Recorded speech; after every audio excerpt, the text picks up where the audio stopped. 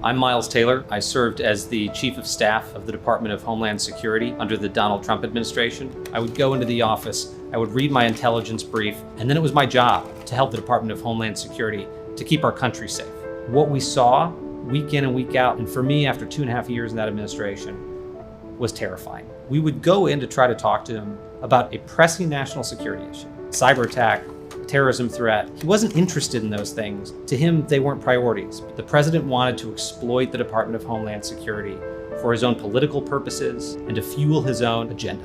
The California wildfires. On a phone call with the Federal Emergency Management Agency, he told FEMA to cut off the money and to no longer give individual assistance to California.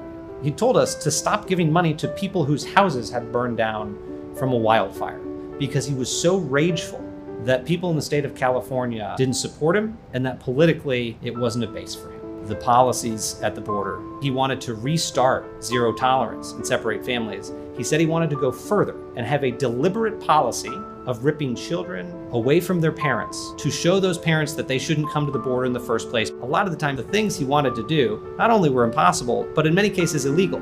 He didn't want us to tell him it was illegal anymore because he knew that there were, and these were his words, he knew that he had magical authorities.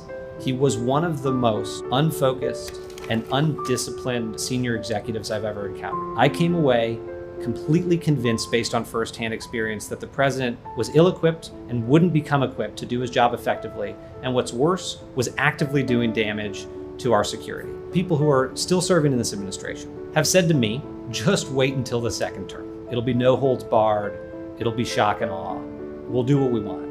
Given what I've experienced in the administration, I have to support Joe Biden for president. And even though I'm not a Democrat, even though I disagree on key issues, I'm confident that Joe Biden will protect the country. And I'm confident he won't make the same mistakes as this president.